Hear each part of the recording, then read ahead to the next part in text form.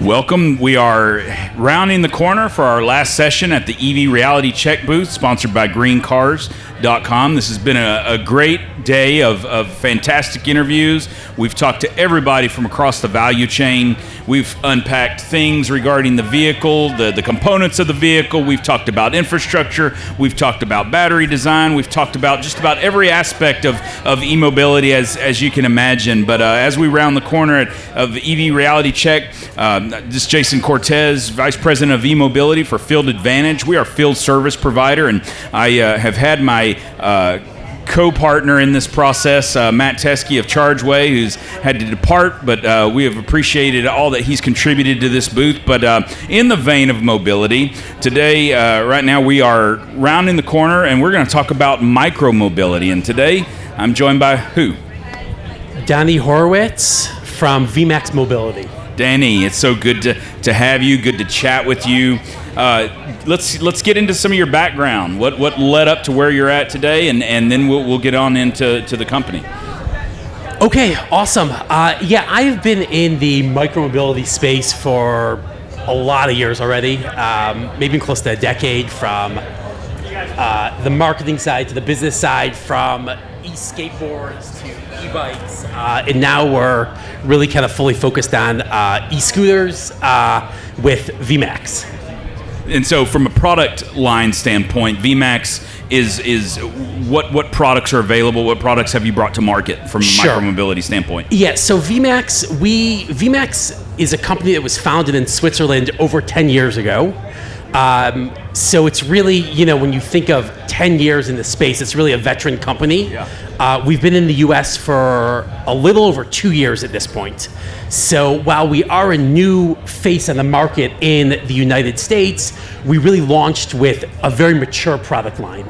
And many of our products are, fourth, fifth iteration, and they've really been refined. Something unique about the company, as opposed to many other scooters, I would even say most scooters, which are kind of white label manufacturing, VMAX owns its own factory in China. So we have a lot of control over iterations and quality and production. And also, one very significant point is incorporating user feedback. After launching in the US, we got a lot of feedback from riders. We really actually took products that were selling very well in Europe, one of the leading scooters in Germany, Switzerland, brought them to the US. We got a lot of early feedback from riders in the US, and we've made a lot of adjustments, and I think we have a killer product line at the moment. So VMAX is actually an OEM. You are manufacturing the products, and when we're talking about these products, are these single wheel, dual wheel, three wheel? What's the architecture and design of your products? Yep, great question. The majority of our product line is single motor. We will have a dual motor product that's being released very soon. But I take pride in saying we have the most powerful single motor scooters on the market. And just get on a VMAX and you'll probably agree as well. And we really offer from entry level, budget products, which start in the $400 range, up to more premium products in the $1,400, $1,500 range. Yeah, so I like that you filled in the gap. I asked about wheels and you answered in terms of motor. Thank you for filling in the gaps there. I guess my question may still be on point when you think about two wheels, and there are single wheel micromobility applications. But thanks for filling in that gap. And so when you were talking about the voltage, you closed out with talking about the voltage architecture. Is that what you were saying? Yeah, just we have 500 watt motors, but there are many different. No two 500 watt motor scooters the same. Okay. What nominal rated let's unpack power. What you mean by that. I think you really don't need to go further than just looking on Amazon. You see scooters for what seem to be phenomenal prices with insane specs, whether it's speed, whether it's range, whether it's motor power. But in truth, you really don't know what you're buying. And many of those models, we actually have a video up on the VMAX e-scooter YouTube channel, which I think has over 100,000 views at this point, where my colleague Paul Somerville from Many people will know him from Electric Scooter Guide, reviewed the best-selling scooter on Amazon. And the truth is, when you look at these scooters, very often they are basically what we call one-time use products, because you will never get a replacement part. If you need, some sort of cable or some sort of, a battery or whatever it may be, there's just no company behind it, as opposed to a company like VMAX. I mentioned the factory. One thing owning the factory, one thing that gives us access to is spare parts. And this is something really critical. I must have had dozens of conversations with people on the Electrify floor just today. And this is actually our 6th Electrify event this year. So I've probably said this hundreds and hundreds of times when people ask, why should I buy a VMAX as opposed to any of the other brands, which look great and so on. We literally have our warehouse, which is headquartered in Los Angeles, with every single spare part you can think of, from obviously batteries to blinker lights to cables to handlebars, which really is not such a trivial thing, because many of the brands are selling products and you just cannot get spare parts for them, as opposed to us, where we have a fully stocked warehouse with spare parts. We give a 2-year warranty, and so on and so forth. So as an OEM, what I'm hearing you say is you're controlling the supply chain, because you're covering the parts end to end. How much of what's the percentage of products that are yours as it relates to, like you said, the cables, the brakes, or all the components related to it? Yeah, the vast majority of the scooter, other than tires, batteries, is manufactured in-house. All VMAX. That's good. That's and so that not only controls cost, that influences on your path to market and the options that you can bring. And so I think to double click on that, let's talk about use case as it relates to your product line. Are there commercial products? Are they recreational products? There's always the view of micromobility as being a novelty, perhaps even like a toy or something like that. And we know that the micromobility world is you can come back to a lot of power and a lot of speed into some of these these devices. So maybe speak to that, about the use cases that are represented in your product line, whether it's at the consumer level or maybe even a commercial product.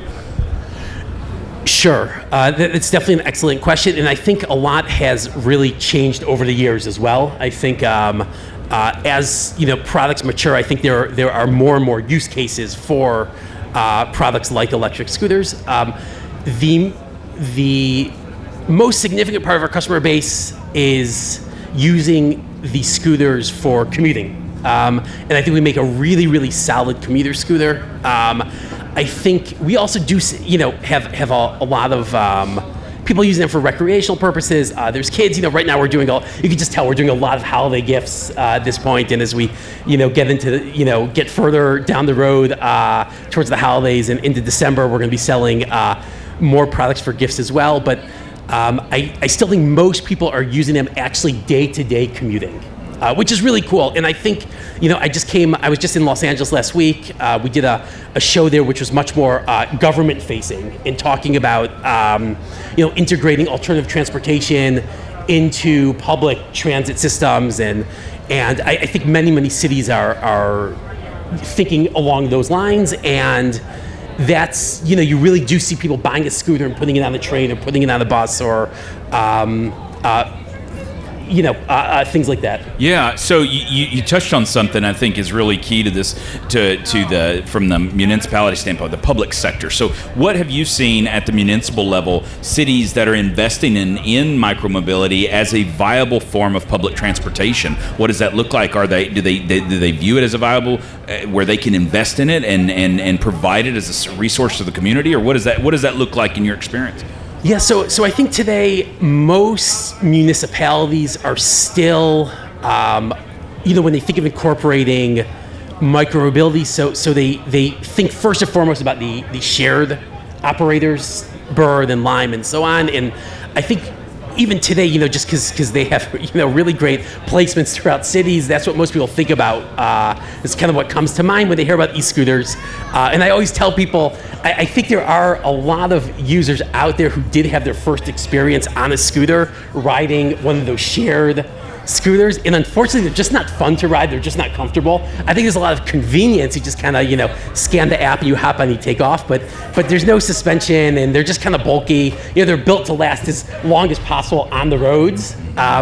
And when you get onto something like a VMAX, it's night and day. Just the comfort and the ride performance and the safety and the quality. So I think there's a whole segment of society that kind of rode those shared scooters, kind of almost got turned off, and then have been hesitant. But once they come to show like Electrify and they have a chance to take a spin around the test track on a VMAX, they're sort of turned on again to the possibility of getting a scooter.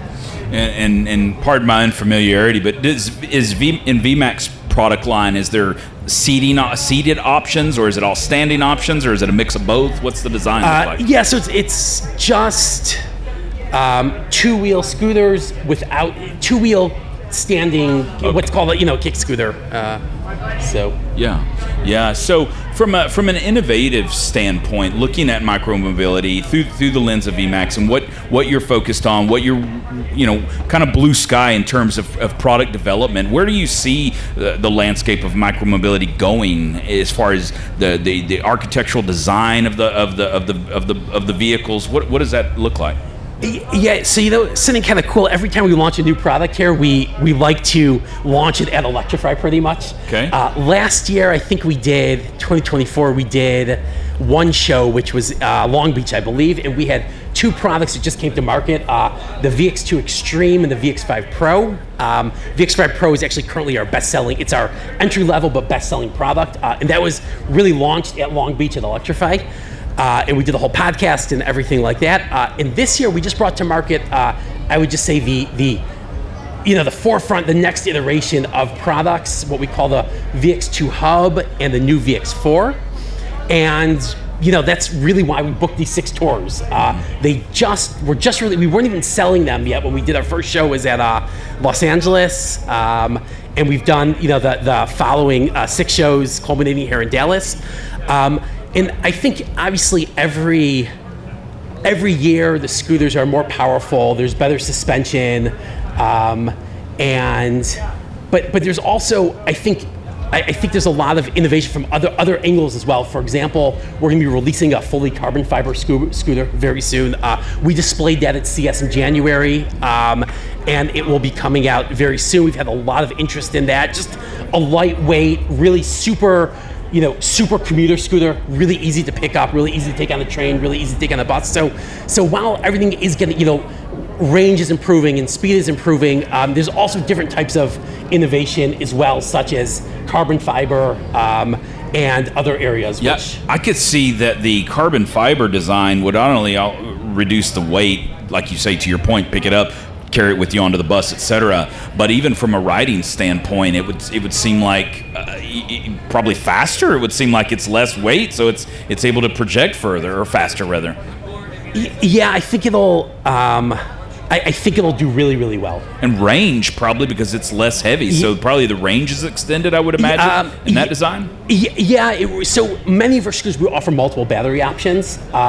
So, someone who needs more range and wants to pay a little bit more, we have that option.